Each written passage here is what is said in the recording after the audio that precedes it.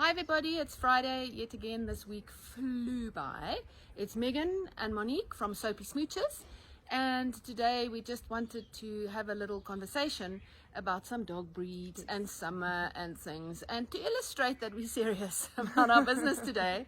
We have found a spot under a tree full of blossoms. It's beautiful, but the bees, Yeah. the bees are humming and they're busy.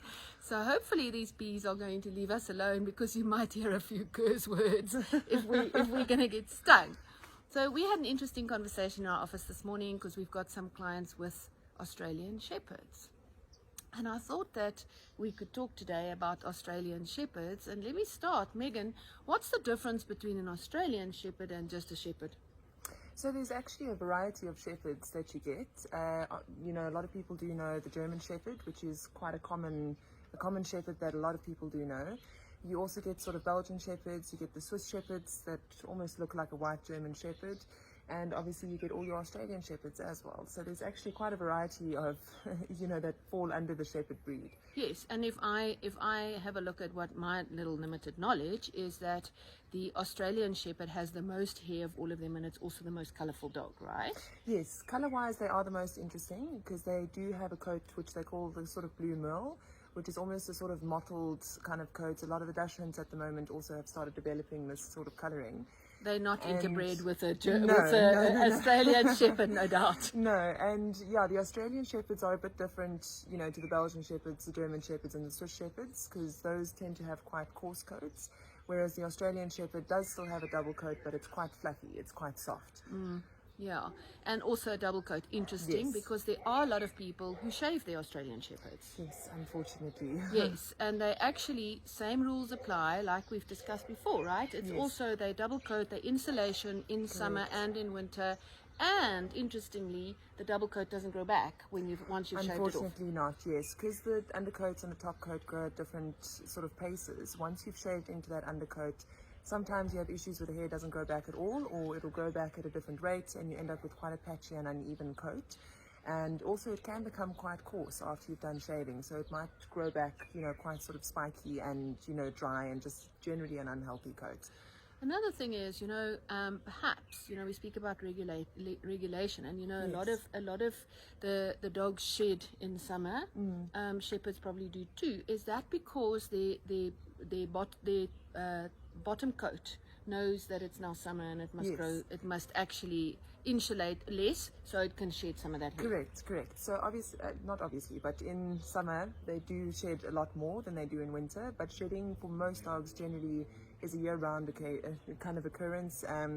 People that have sort of Labradors, Foxies, all of that sort of thing will know that they shed consistently throughout the year. But when it comes into summer, you will find that the shedding will increase slightly, because there is a lot of that sort of undercoat and dead hair that needs to come out. And that's where we come in very Correct. handy. That's what we do. That's what we're here So for. just on a and I think people would probably go, my dog's the cleverest. But out of all those shepherds, so the Belgian Shepherd, the Australian Shepherd, the German Shepherd, Yes. which ones are the most trainable? Because traditionally we've seen the German Shepherds very much as police dogs and Correct. that sort of thing. So which ones of those would you say are the most trainable and the best kind of guard dog to have out of all of them? So the German Shepherds and the Swiss Shepherds and the Belgian Shepherds, their breed specifically was bred to be very trainable with regards to protection, detection, that sort of thing, which is why you often see them, becoming part of the police force and being used as guard dogs quite regularly. The Australian Shepherd, although it kind of has the Shepherd name, wasn't bred for the same thing. So they are extremely trainable, but their sort of instincts and what they were bred for leans more towards herding.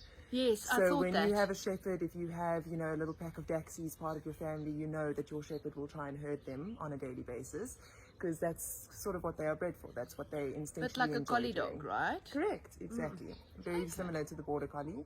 So they are very trainable when it comes to doing things such as herding, the physical activity. They're not quite bred to be as disciplined as a German Shepherd when it comes to guarding.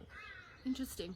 Well, I think for me, if I look at the Australian Shepherd and from a fear-based, coming from a fear base, I Yes. think I'm less fearful if I was fearful of any dog of the Yes. Australian Shepherd rather than the others. They're just Correct. really forceful and they look like they can really bite. Whereas the Yes, other one, yeah. I can go, come here, and he'll likely come And right. that's the thing, that's very much an association thing, you know, with German Shepherds, automatically people think of police dogs, and they are actually lovely family dogs.